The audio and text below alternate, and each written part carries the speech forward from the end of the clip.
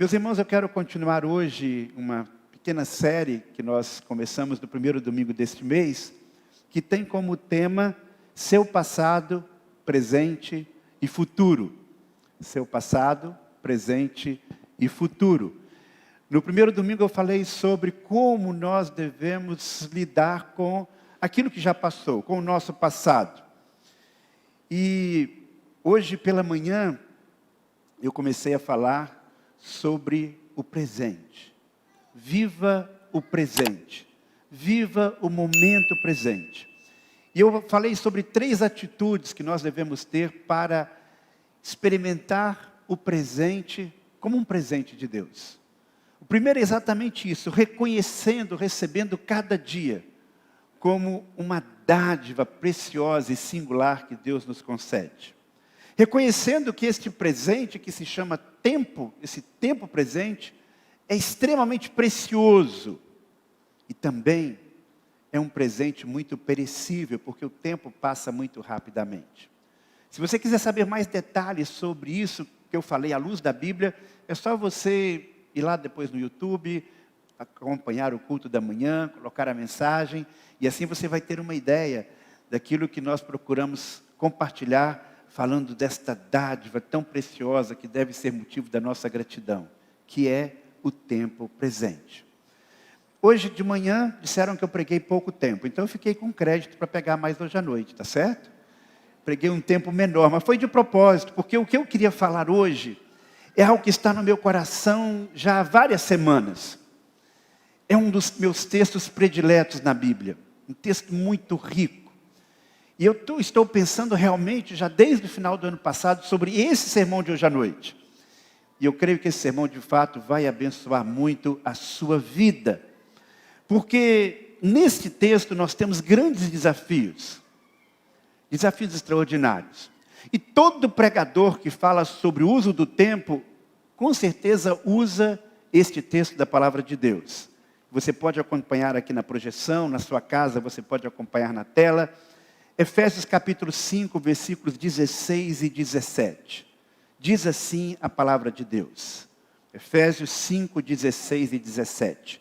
Portanto, vede diligentemente como andais, não como insensatos, mas como sábios, remindo o tempo, porquanto os dias são maus. Por isso, não sejais insensatos, mas entendei qual seja a vontade do Senhor.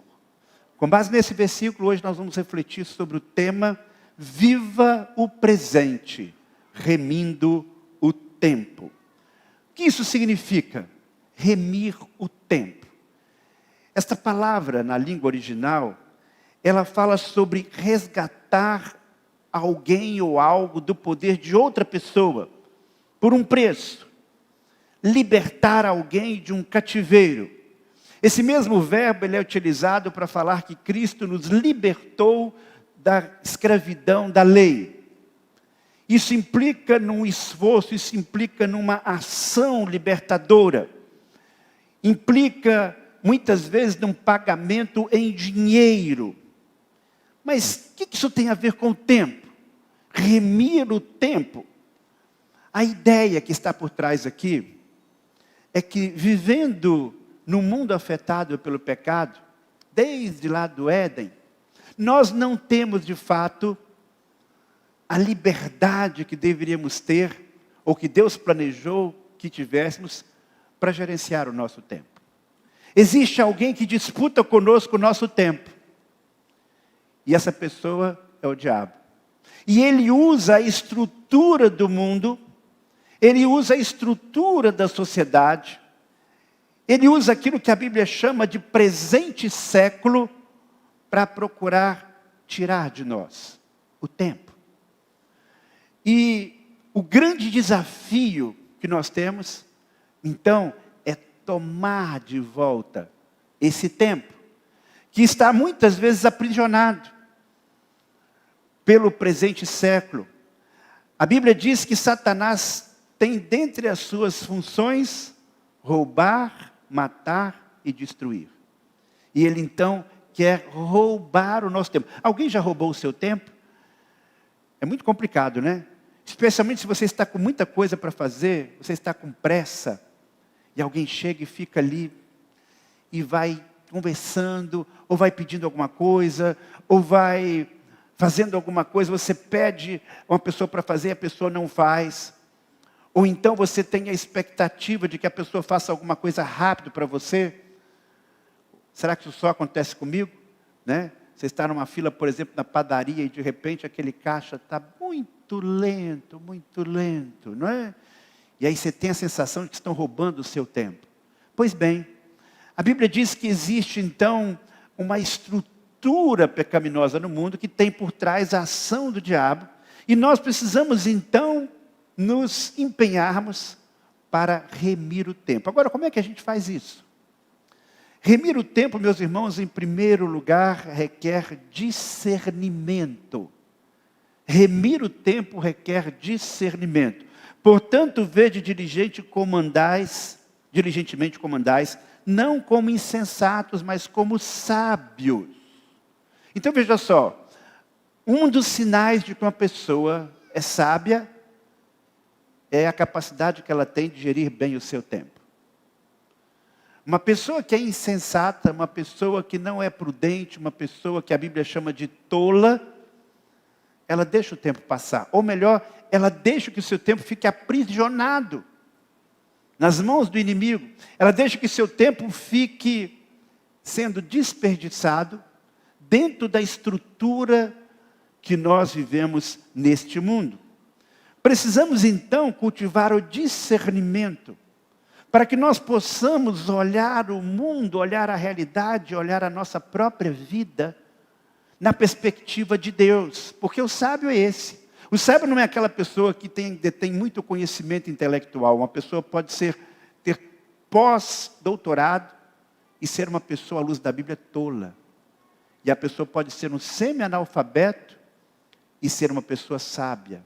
Porque ser sábio significa, dentre outras coisas, ver o mundo na perspectiva de Deus, perceber a realidade ao redor, saber discernir. E aí, meus irmãos, nós temos uma coisa muito importante. Porque a Bíblia apresenta a realidade ao nosso redor como sendo uma realidade desfavorável aos propósitos de Deus. Quando eu estava lendo esse texto, uma coisa que chamou a minha atenção, e quando a gente vê Jesus falando sobre esse assunto do tempo também, ele usa essa mesma expressão, ele diz que os dias são maus. Hoje de manhã eu falei que a gente tem que celebrar as grandes bênçãos do dia a dia, as pequenas coisas do dia a dia, que a gente tem que celebrar as vitórias. Mas aí a gente tem um certo paradoxo, porque ao mesmo tempo que a gente tem muitas coisas boas que acontecem conosco, muitas dádivas de Deus, e a gente precisa ter uma visão otimista da vida como cristão, mas ao mesmo tempo, nós vivemos num contexto que é adverso. Nós vivemos num mundo em que a vontade de Deus, em muitas áreas, não se realiza. E isto não é um problema só dos nossos dias. Em qualquer época da história da humanidade, sempre o mundo, por causa do pecado, a sociedade, estará cometendo alguns erros, estará desenvolvendo uma mentalidade que a Bíblia apresenta como sendo uma mentalidade, um jeito de organizar a sociedade que se caracteriza por dias maus. Eu acho que no nosso tempo não é difícil a gente perceber quanto mal existe ao nosso redor, não é verdade? Numa sociedade como a nossa, num país como o nosso, apesar de todas as bênçãos que nós podemos desfrutar, mas tem tanta coisa fora do lugar, e parece que as coisas vão ficando cada vez mais fora do lugar. Isso é normal, porque aqui não é o nosso destino, aqui não é a nossa pátria final, nós sempre vamos viver um estado de tensão com a realidade ao nosso redor, você percebe? Então, o discernimento que é importante é um discernimento sobre o que está acontecendo ao nosso redor. E esse discernimento vai nos mostrar que nós, então, vivemos dias maus. Observe como é que você está caminhando. Observe como é que você está andando. Observe a realidade ao seu redor para que você seja sábio. E saiba discernir os perigos e os problemas da sociedade ao seu redor. E quando nós pensamos nessa questão do tempo, então, nós vamos entender que esses dias maus estão em oposição à vontade de Deus. O texto fala de aprendam a discernir esses tempos. Você vai perceber que são dias maus. E sejam sábios para que você possa experimentar a vontade de Deus. Então, há um contraste entre a vontade de Deus e o mundo que a gente vive. Você percebe? E nesse contexto, que tipo de discernimento uma pessoa sábia tem? Ela é capaz de identificar os ladrões do tempo. Ela é capaz de identificar os ladrões do tempo. Nesses dias maus, nós temos muitos ladrões do nosso tempo. Qual será o principal ladrão do nosso tempo? Eu acho que o principal ladrão do nosso tempo, não está aqui não, deixei com a minha esposa, é a internet, que hoje está na palma da nossa mão, não é verdade? Eu esqueci que eu ia utilizar o celular, deixei com ela, né? Mas é a internet. É ou não é? Quanto tempo hoje em dia, não só no Brasil, mas no mundo, se gasta nas redes sociais? Eu reconheço que existem algumas coisas interessantes, existem algumas boas palestras, existem coisas realmente engraçadas, que não têm nenhuma conotação de algo malicioso. Mas a grande questão é, quanto tempo gastamos com tudo isso? E quais os efeitos disso na nossa mente, no nosso coração? Eu gostei muito de um artigo, que como eu disse, eu já estava pensando sobre esse assunto já há várias semanas. E coincidentemente, esta semana, houve um artigo na revista Veja que eu achei fantástico. O articulista é Fernando Schuller. Se você tiver a oportunidade de ler esse artigo, vale a pena. O título do artigo é A Era da Dispersão. E ele fala então dos alunos que estão em sala de aula, e não só adolescentes, mas até mesmo adultos, e que não conseguem se concentrar porque estão checando o WhatsApp o tempo todo.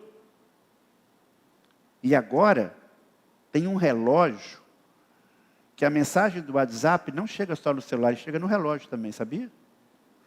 O negócio está ficando complicado, né? Quando é que você consegue se desconectar? Há estatísticas que mostram que os brasileiros gastam 3 horas e 42 minutos nas redes sociais por dia. 20 horas por mês só no TikTok. E estão prometendo por aí que as pessoas, na sua maioria, vão entrar no metaverso, um universo digital, onde você pode ser o que você quiser, e isso vai ser a coisa mais viciante. Agora, na epidemia, nós vimos como o acesso à internet aumentou, e nós temos que, de fato, estar atentos, porque esse é um ladrão do tempo produtivo em nossa vida.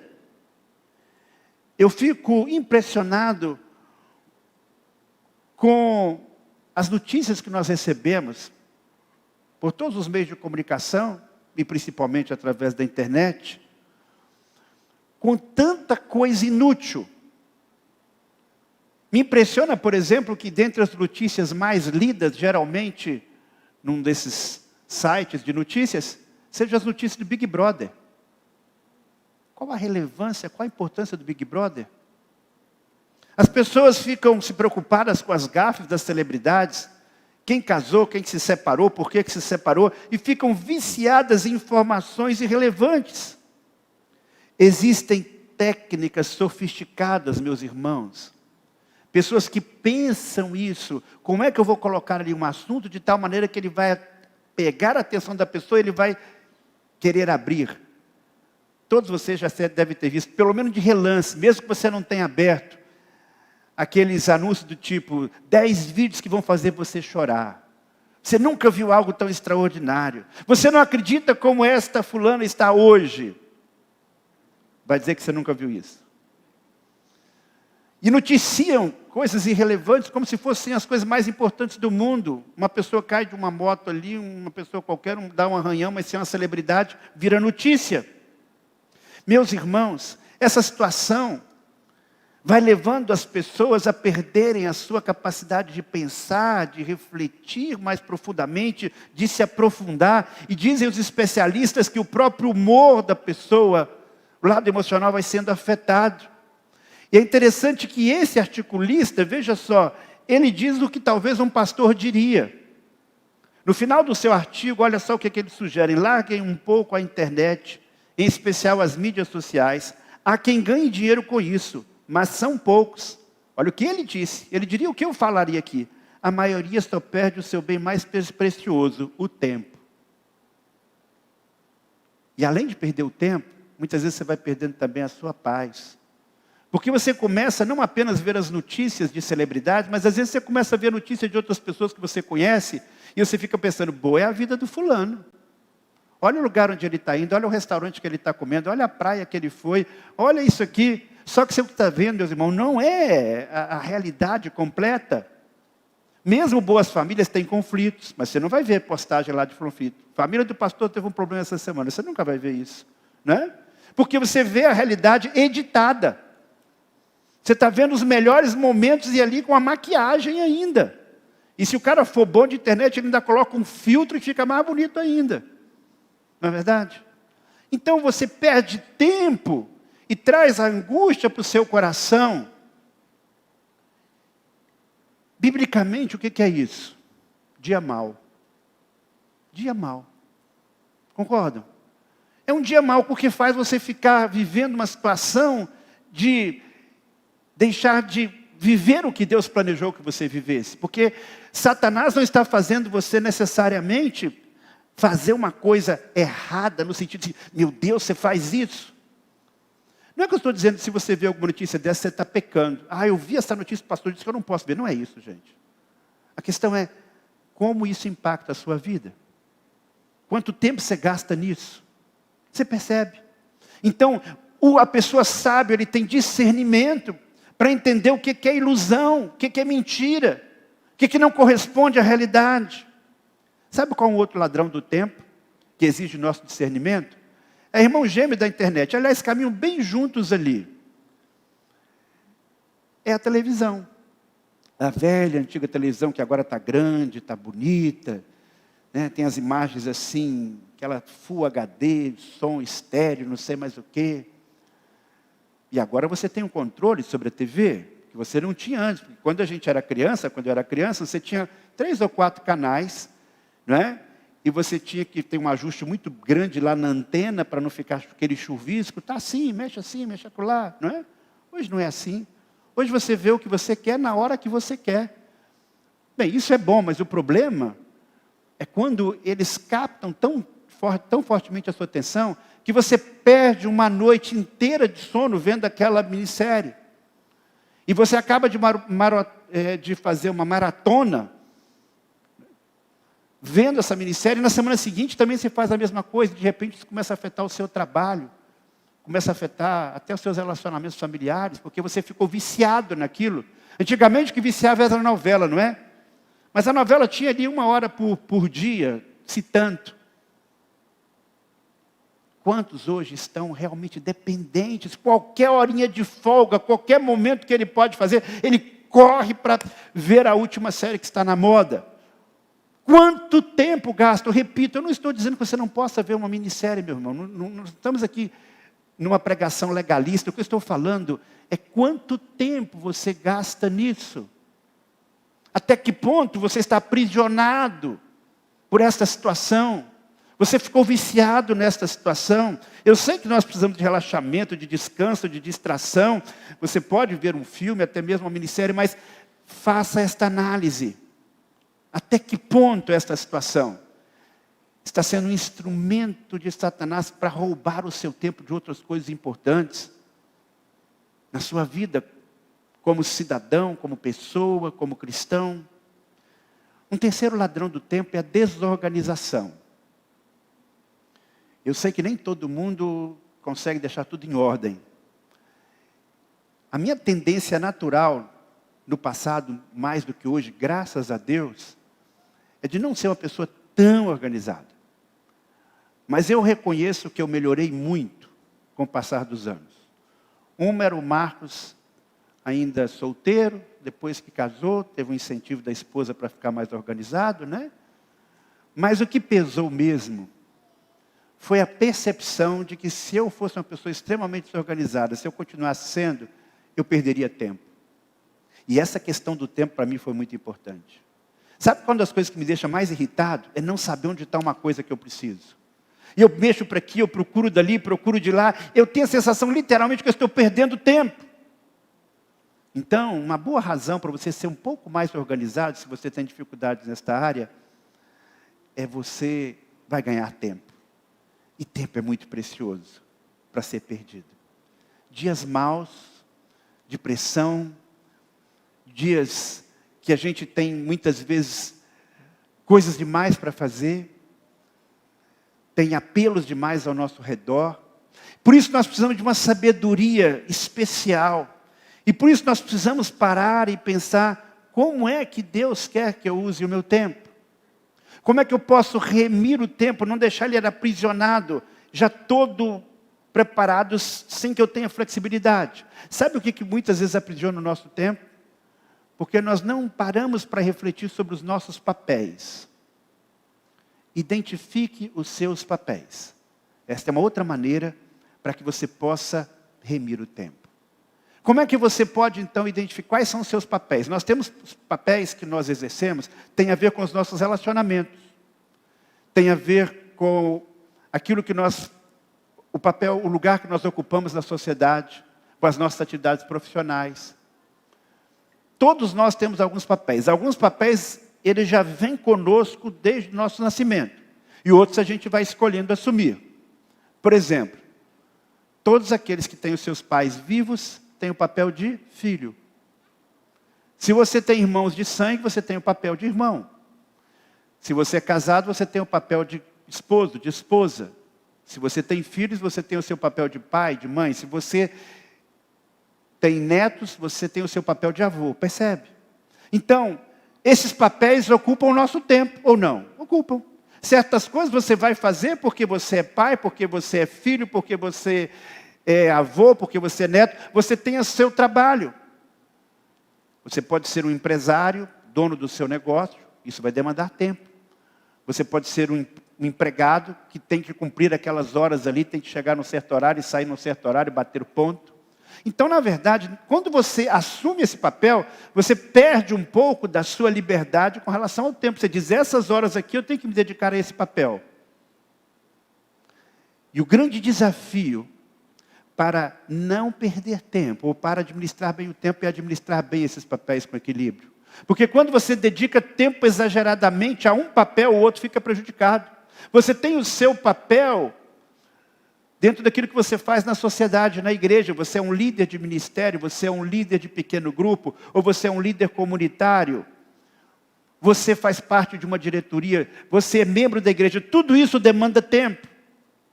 Como conciliar todos esses papéis? Talvez alguns desses papéis você tenha que dizer, isso aqui está demais na minha programação de vida. E você tem que deixar um pouquinho, minimizar esse tempo para isso. Mas quando você faz o seu planejamento de vida, o seu planejamento de uso do tempo, você tem que considerar esses papéis que você tem. E eu repito, alguns que você não tem como fugir deles, e outros que você pode eventualmente renunciar. Então, qual é a vontade de Deus para a sua vida? É que você tenha equilíbrio no desenvolvimento desses papéis. Que você saiba que você tem o seu papel como marido, e você vai ter que demandar tempo para cumprir esse papel. Você tem esse papel como estudante, e você tem que gastar tempo estudando. Você é filho, você deve gastar algum tempo na condição de filho, abençoando a vida dos seus pais. Você percebe? Então, quando você faz a sua análise do seu tempo, você tem que levar isso em consideração. Por isso que não existe um modelo rígido de uso do tempo. Eu não posso chegar para você e dizer, olha, você tem que gastar tantas horas fazendo isso, tantas horas fazendo aquilo, mais tanto fazendo aquilo, porque a realidade pessoal é diferente. Mas o princípio é o mesmo. Deus concede a você papéis, alguns que estão inerentes à sua condição, alguns que você tem durante um tempo, poderá não ter depois. E o grande desafio é quando você assume um papel novo, qualquer que seja ele, você parar e pensar, quanto tempo eu vou ter que dedicar a esta função, a esse papel? Existe esse tempo na minha vida, na minha agenda? Você quer usar bem o tempo, você precisa levar isso em consideração. Uma pessoa sábia, ele reflete sobre isso. Há um outro fator muito importante quando falamos de remir o tempo. É a ideia de oportunidades. Oportunidades singulares. Como eu disse, o texto no original diz remindo o tempo. Mas que tempo é esse? Existem duas palavras no grego para tempo. Uma palavra é cronos, que tem a ver com o tempo do relógio. E a outra é kairos, que tem a ver com o tempo apropriado para determinada coisa acontecer. Quando nós lemos lá, por exemplo, em Gálatas, que Jesus veio na plenitude dos tempos, ou seja, no tempo exato. O termo que está usando aqui também é o mesmo. Por isso existe uma outra tradução desse texto que diz, portanto, estais atentos para o vosso procedimento, não seja de tolos, mas de sábio, aproveitando bem cada oportunidade. Ou seja, existe um tempo adequado para certas coisas na vida da gente. E esta sabedoria já vem lá do Antigo Testamento. O que Salomão nos ensinou lá em Eclesiastes capítulo 3, de 1 a 7? Tudo tem uma ocasião certa e um tempo determinado para todo o propósito debaixo do céu. Tempo de nascer e tempo de morrer. Tempo de plantar e tempo de arrancar o que se plantou. Tempo de matar e tempo de curar. Tempo de derrubar e tempo de edificar. Tempo de chorar e tempo de rir. Tempo de prantear e tempo de dançar. Tempo de espalhar pedras e tempo de ajuntar pedras. Tempo de abraçar e tempo de deixar de abraçar. Tempo de buscar e tempo de perder. Tempo de guardar e tempo de jogar fora. Tempo de rasgar e tempo de costurar. Tempo de ficar calado e tempo de falar. Tempo de amar e tempo de odiar. Tempo de guerra e tempo de paz. A gente pode ler esse texto aqui sob duas perspectivas. Uma, que me parece errada, é dizer assim, já está tudo determinado pelo destino. Não creio nisso. Porque a Bíblia nos dá a liberdade de interagirmos, de respondermos, de obedecermos ou desobedecermos a Deus. Mas o que esse texto, eu entendo, está falando, e que está em consonância com Efésios capítulo 5, é o seguinte: nós precisamos entender que há determinadas oportunidades na nossa vida, e há determinados tempos na nossa vida que são apropriadas para determinadas ações. Significa que nem todos os nossos dias serão iguais. Significa que, de fato, nós vamos passar por situações conflitantes as mais diferentes. E nós temos que ter a sabedoria de perceber a situação para reagir de uma maneira adequada. Existem oportunidades que, na verdade, elas passam diante de nós e provavelmente elas não voltam mais. É o kairos, é aquele momento adequado. Ou então, existe uma possibilidade, existe uma oportunidade, mas que você não percebe que esta oportunidade não está disponível porque você está desperdiçando seu tempo. Você não está vendo. Satanás está toldando os seus olhos. Os dias maus estão corroendo o seu tempo. Você fica ali com aquele tempo preso e não desenvolve o que Deus planejou que você podia fazer naquele tempo. Você perde a oportunidade.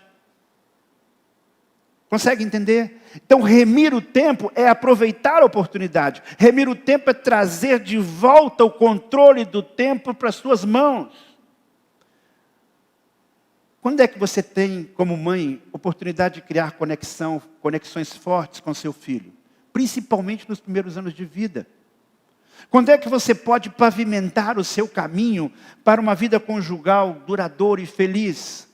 Em qualquer época você pode, mas nos primeiros anos de vida, caminhando junto com o Senhor, aprendendo a perdoar, você vai diminuindo as mágoas, as dificuldades. Quando você aceita Jesus como seu Salvador, que oportunidade fantástica para uma mudança completa na sua vida. E se você já desde o começo da sua vida cristã vai dando os passos de crescimento, oportunidades novas surgirão na sua vida, no seu trabalho. Existem às vezes oportunidades fantásticas num determinado momento. Se você não aproveitar aquela oportunidade, aquele tempo ideal, aquela chance que eles estão te dando, aquilo vai passar e você vai ficar para trás, você pode até ser demitido. Quando você começa a estudar, se você deixar para estudar só na última semana, só na véspera da prova, dificilmente você será bem sucedido, mas se você foi disciplinado e foi estudando ao longo do tempo, se aproveitou as oportunidades, você conseguirá um bom resultado. E esse é o grande desafio. Porque Satanás inverte as coisas, ele diz, olha, você pode ser rico rapidamente, escute aqui o meu vídeo e você vai ter 1 milhão em 1 ano. Qual é a sua prioridade? Na verdade, quando você diz, eu não tenho tempo, você está dizendo, eu não tomei o propósito de investir o meu tempo de maneira certa. Eu não soube aproveitar bem essa oportunidade. Existem oportunidades singulares na vida da gente, meus queridos irmãos. Oportunidades que, se você deixar passar, dificilmente ela virá exatamente da mesma maneira no futuro. Vou dar um exemplo pessoal, me permita um exemplo pessoal. Agora, nesta semana, nosso filho caçula, o Vitor, está indo definitivamente para começar o seu curso, ou continuar o seu curso teológico lá no Rio, e está nos deixando. Eu podia deixar que ele fosse e resolvesse a vida dele lá sozinho.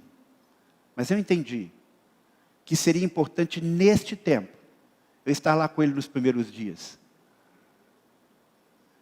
Para ajudá-lo em algumas questões, para orientá-lo, para sentir um pouco mais a sua realidade.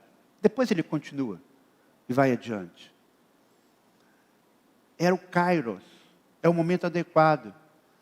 Eu tenho certeza que esse tempo vai ser um tempo importante para nós dois e para a vida dele. Se Deus me dá essa oportunidade, por que não utilizá-la?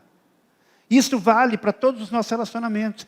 E como nós temos um relacionamento de pai e filho, eu tenho essa responsabilidade diferenciada para com ele. Você percebe como as duas coisas se encaixam? Papel que você exerce. Eu não tenho essa responsabilidade e condições de fazer isso com todos os seminaristas da igreja, com todas as pessoas da igreja. Mas eu tenho uma responsabilidade diferenciada com meu filho, e Deus me dá uma oportunidade de ser bênção na vida dele nesse tempo, nesse contexto. É esse discernimento que a gente precisa pedir a Deus. A Bíblia diz claramente, enquanto temos tempo, façamos bem a todos, mas principalmente aos domésticos da fé. Nós podemos abençoar a muitas pessoas. E tem algumas que nós vamos olhar de uma forma especial. Aí você diz, pastor, mas a minha vida é tão cheia, eu já tenho tanto problema, já tenho tanta coisa para resolver para mim, que eu não tenho tempo. Imagina se eu posso sair aqui de férias 4 dias, para viajar com meu filho, para ajudá-lo a se instalar num outro lugar. Talvez você não tenha condição realmente de fazer isso. Mas acompanhe comigo esse vídeo. Até onde eu sei, essa pessoa não é um cristão, mas ele teve uma sabedoria muito grande, ao falar sobre como nós podemos usar, às vezes, pequenos espaços de tempo, para fazer a diferença na vida das pessoas. Observe esse vídeo comigo aqui, é um vídeo curtinho, mas muito interessante sobre isso. Por favor. Som. Aos momentos quebrados. Nós queremos sempre os momentos inteiros. O momento inteiro é o final de semana, o almoço, o jantar, o café. E nós idealizamos esses momentos inteiros. E desprezamos os momentos quebrados. 15, 20 minutos que você pode visitar alguém. Como você vê que não tem muito tempo, você deixa de fazer. Faça o possível, mas não deixe de fazer. Existe uma frase aí na contracapa do livro que é: nunca saberemos quando será a última vez. A despedida já pode ter acontecido. Com a gente vivo, né? Aqui. 15, 20 minutos tiram a culpa dos seus ombros, a culpa do seu coração. Não fique planejando um encontro idealizado que você tenha o dia inteiro pela frente. Apareça de repente para visitar os pais, os irmãos. Faça visita de médico. Visita de médico também cura. Mas apareça. Traga uma broa, um bolinho de fubá, traga um agrado, tome um cafezinho coado. Feito. Precisamos de mais para ser feliz? Não.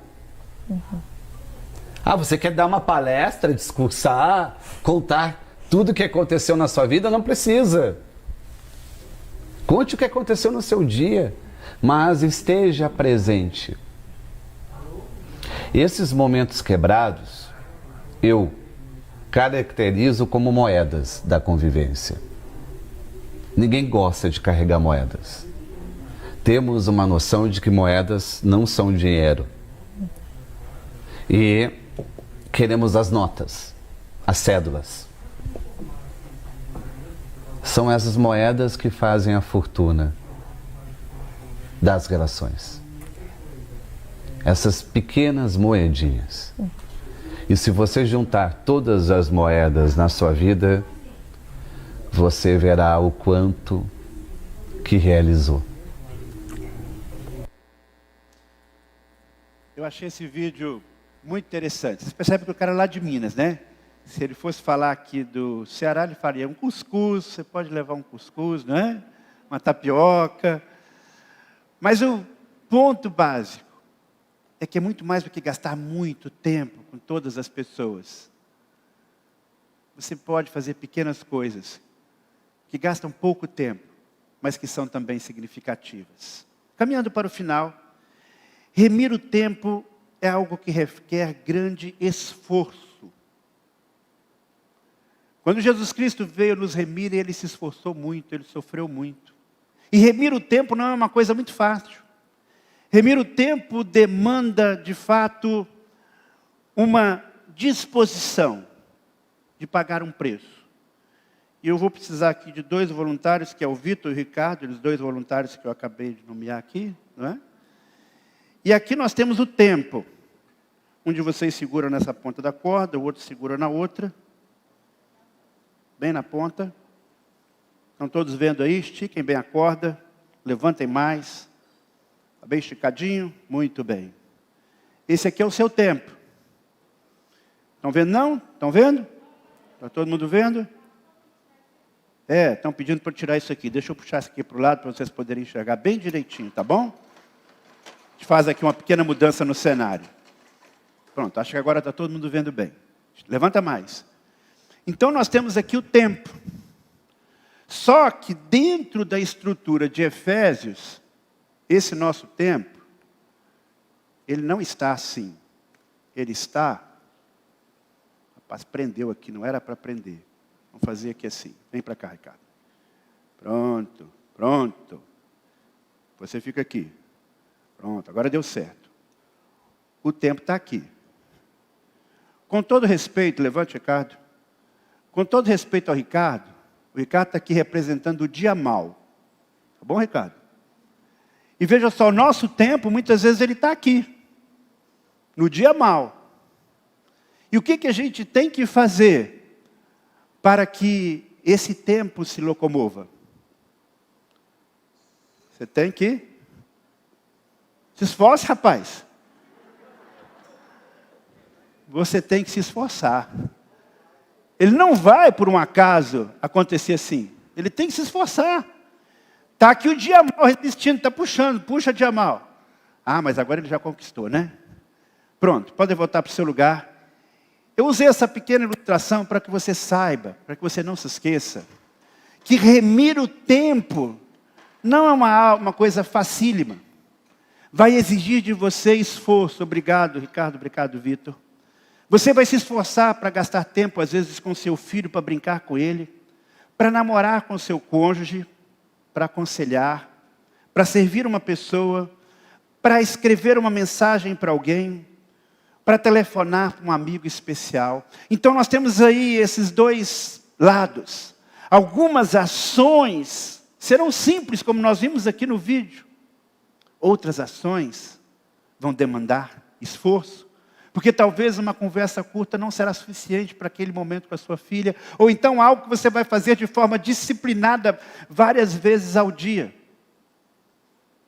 Eu tenho aqui o meu professor de inglês, e ele sempre me diz, e nem sempre eu consigo, infelizmente, dizendo o seguinte: olha, você tem que ouvir os áudios de inglês todo dia, senão você não vai aprender inglês. Eu tenho que dedicar tempo para isso. Felizmente ele diz que eu posso fazer isso e outras coisas, não é? Posso só ficar ouvindo. Mas é uma questão de quê? De esforço, de disciplina. E isso significa, então, que um outro e último desafio que nós temos para remir o tempo é não nos deixarmos levar pela procrastinação. O que é a procrastinação? É quando você vai deixando tudo para a última hora. Você sabe que tem que fazer uma coisa numa determinada hora, mas você vai, como a gente diz popularmente, empurrando com a barriga. Não estou a fim de fazer agora, surgiu uma outra coisa. Eu vou começar isso na semana que vem, vou começar amanhã. Amanhã eu começo a dieta, amanhã eu começo o exercício, amanhã eu faço a leitura da Bíblia, amanhã eu começo a entrar. Não é assim que funciona. Ou então a pessoa diz o seguinte: eu não vou fazer agora, mas quando eu tiver uma condição mais favorável, mais na frente, então eu vou fazer. Isso me faz lembrar uma história antiga de um rapaz que tinha 20 anos e ele começou a namorar um adolescente de 15 anos. Conseguiu conversar com o pai dela lá, aqueles tempos antigos, né? E aí o pai deu autorização: olha, mas você tem que namorar direitinho. Qual é o seu propósito com minha filha? Não, eu estou namorando com sua filha, mas eu pretendo um dia me casar com ela. Tudo bem. E aí passaram um ano de namoro, o pai, muito ansioso, perguntou para o rapaz: e aí, quando é que vocês estão pensando, pelo menos ficar noivo? Não, olha, eu vou ser bem sincero para o senhor, eu tenho que terminar a faculdade. Consegui entrar na faculdade agora, passei no vestibular, 5 anos de curso. Tudo bem. Passaram-se 5 anos. Quando estava perto da formatura, ele chamou o rapaz: e aí, meu filho? Não, é o seguinte, eu me formei realmente, mas o senhor sabe, eu quero dar uma boa condição de vida para sua filha, então eu preciso de um emprego bom. E assim que eu conseguir um emprego bom e me firmar lá, ganhar algum dinheiro, a gente vai se casar. Passaram mais 5 anos até ele conseguir esse emprego bom. E aí o pai, agora já a moça também, começou a perguntar: e aí, como é que vai ser? Onde é que vai ser o casamento? Ela começou a ficar ansiosa: não, sua filha, eu amo tanto a sua filha, eu amo tanto você, minha querida, que como é que a gente vai ficar aí andando de ônibus para um lado e do outro? Eu preciso comprar um carro bacana para nós, mais 2 anos até comprar o carro. E aí, então, agora o pai, agora tudo pronto. Não, só uma última coisa, eu prometo, eu não posso colocar a sua filha naquele lugar onde eu moro, muito simples, negócio de pagar aluguel, eu sou uma pessoa séria, eu tenho que comprar uma casa, dar uma entrada numa casa. Passaram-se mais 3 anos, ou seja, nessa brincadeira passaram-se 15 anos, aí marcaram a data do casamento. Tudo animado, tudo preparado. Uma semana antes o cara morreu. O que aconteceu aí? Ele foi procrastinando, e na hora H, tudo foi por água abaixo. A gente pode achar essa história absurda, não é? Mas numa proporção menor, muitas vezes a gente faz isso. A gente não aprende a remir o tempo porque vai protelando, esperando condições ideais para que as coisas aconteçam na vida da gente. Remir o tempo, então, meus irmãos, é um dos nossos maiores desafios. Porque todos nós, numa proporção menor ou maior, em algum momento a gente protela alguma coisa. A gente deixa para depois quando não deveria deixar. E nós precisamos, então, de sabedoria no uso do tempo. Para pegar de volta as oportunidades que talvez estejam sendo aprisionadas ou roubadas. Puxarmos isso de volta. Precisamos de sabedoria para aproveitar as moedas pequenas de tempo.